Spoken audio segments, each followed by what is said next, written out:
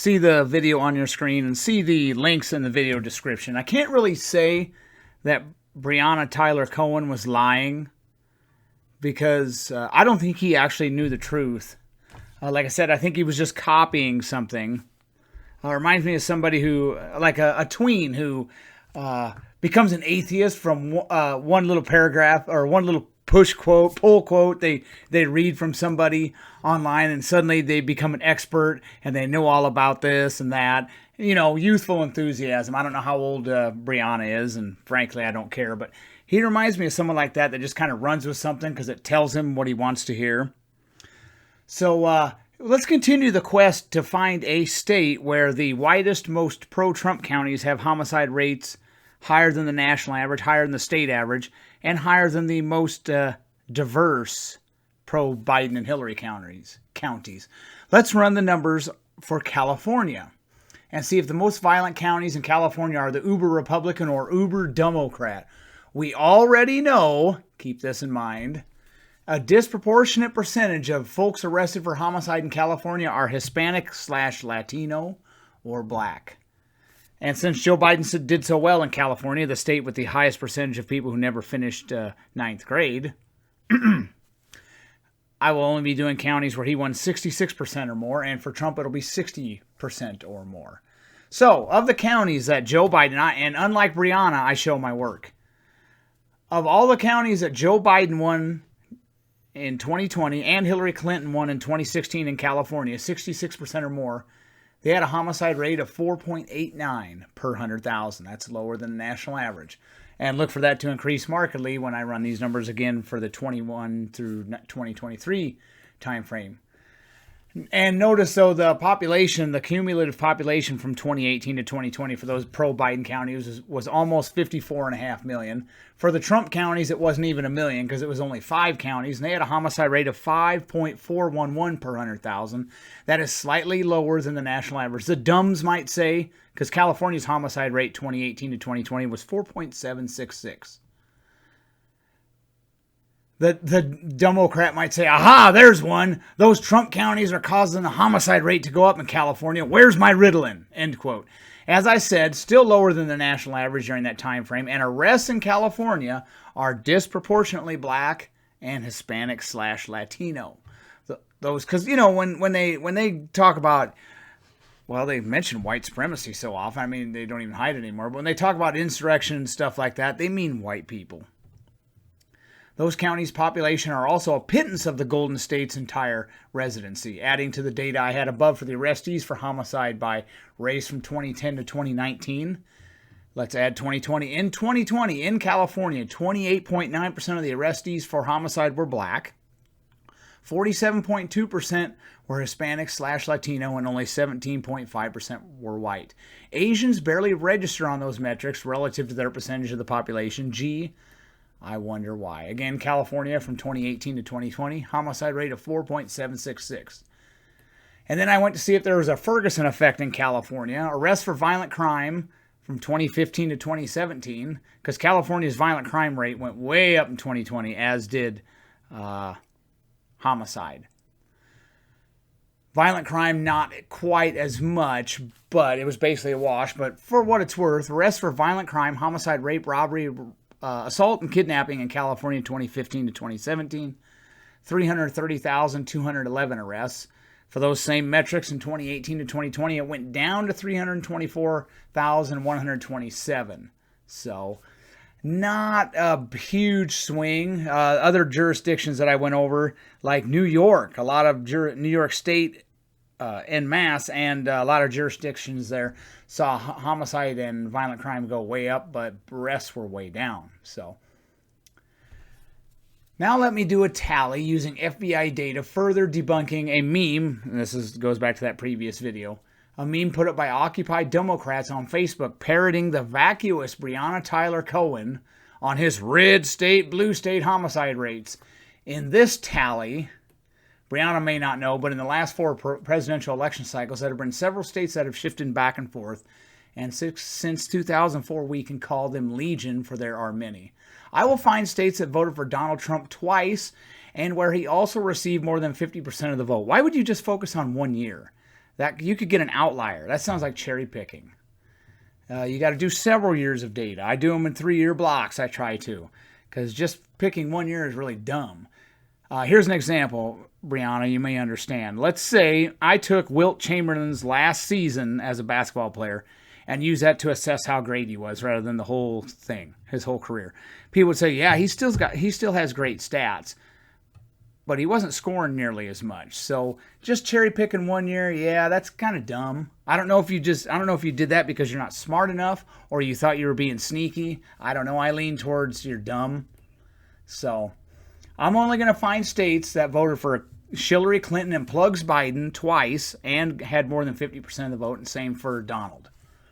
If a state or county consistently sees the top vote getter getting below 50%, you can't call that overwhelming. I'm looking for outliers, states that consistently go one way or the other. There were a lot of counties that voted for Obongo in especially 2008 and 2012, but flipped to the Donald in 2016 and 2020. I should also mention again that Brianna's reasoning is flawed. You could have a red state that voted overwhelmingly Republican. See the links. I've gone through this. Already debunked her on that. You could have a state, red state that voted overwhelmingly Republican and it has a high homicide rate, but that rate is spiked by a few Democrat-dominated areas. Tennessee and Missouri are prime examples of that. Is she going to include a hypothetical jurisdiction that voted 35% for the GOP with an amalgamation of inferior candidates making up the residual and nobody else hit 35%? I mean, come on, dude. States/jurisdictions that voted for Biden or Hillary more than 50% in 2020 and 2016 are District of Columbia, Hawaii, Vermont, Massachusetts, Maryland, California, New York, Rhode Island, Connecticut, Delaware, Washington, Illinois, New Jersey, and Oregon. Those states had a collective homicide rate 2018 to 2020 of 4.567. That's rather low. Ms. Cohen obviously included some states that I did not, but I would like to ask it to look at Vermont, Maine, and New Hampshire's demographics, include Iowa as well, we'll get to them, as well as their gun laws, and tell me why they have homicide rates well below the national average. Don't hurt yourself thinking about that. States that the Donald won twice with more than 50% of the vote. So notice Florida will not be in here. He won Florida in 2016 but didn't have 50%. Those are Wyoming, West Virginia, Oklahoma, North Dakota, Idaho, Arkansas, Kentucky, Alabama, South Dakota, Tennessee, Louisiana, Nebraska, Mississippi, Montana, Indiana, Missouri, Kansas, South Carolina, Ohio, Iowa, Alaska, and Texas. Those states had a collective homicide rate from 2018 to 2020 of 6.337. That's actually almost the 40% he was talking about, 38.76% higher than the Biden-Hillary tally, pretty close to Ferret Face's calculation, although my parameters were slightly different. And again, I mentioned don't cherry pick 1 year. Looking at Wilt Chamberlain's statistics, picking 1 year would not tell you how good or bad he was. So this reveals a lack of critical thinking among Brian Taylor cohort's autistics who can Google some facts really good. Watch out. Still, the unemployed Democrat might say, your data proves that states where Trump got a much higher percentage of the vote than he did nationally have higher homicide rates. Republican states are violent. Yarg. Not so fast, lunch meat slicer. Not so fast.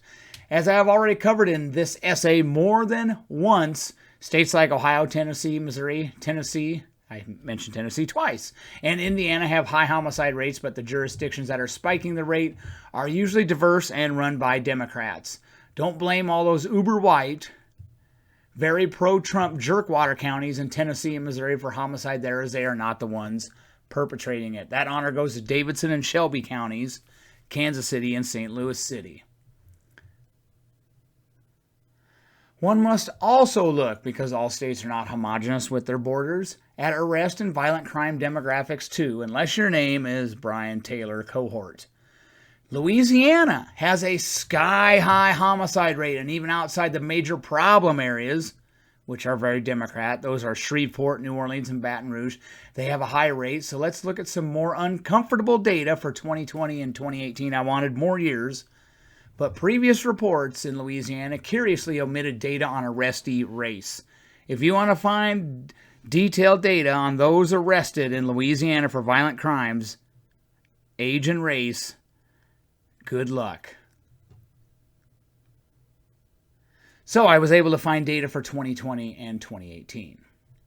And for what it's worth, in 2020 and 2018 in Louisiana, there were 10,440 violent crime offenders, and 56.18% of them were black. Excluding unknown offenders, blacks were 61.85% of violent crime offenders in Louisiana 2018 and 2020. Of violent crime victims were the races known in Louisiana, blacks were 55.52% of violent crime victims in Louisiana 2020 and 2018. Lots of black on black violence in Louisiana. Must be all those white rednecks causing it, eh? So that concludes that. I don't know if I'm going to do any more, but so far I have not been able to find a state. California's been about the closest one, and you might find the counties that what if you found one county that had 300 people, and it voted 80% for Trump, and it only had 300 people, but one year it had a spate of murders and had the highest homicide rate in the universe for 1 year. We say, oh, that proves it. See, that's how dumb these people are. But anyways, find me as many states as you can, and find me the most uber-white pro-Trump counties and show me. And I usually use 60% as my threshold, unless they won the state by a lot more than that. Then I'll raise it to 66. Find me the most pro-Trump, whitest counties in state X. Show your work. You got to show your work. And prove to me, find one where they have higher homicide rates than the national average. You got to use at least a 3-year block. 1 year doesn't count. Find me states where they had a higher homicide rate than the national average, higher than the state average, and higher than the most diverse pro-Biden/Hillary counties. Good luck, Democrats. And when Brian Taylor Cohort, whatever his name is, says no lie, is that K-N-O-W or N-O? And like I said, I don't know if I can accuse him of lying on that little Occupy Democrats thing, because I'm not sure he was smart enough to realize. I don't think he's smart enough to be engaging in guile there. Not sure. But have a nice day, folks.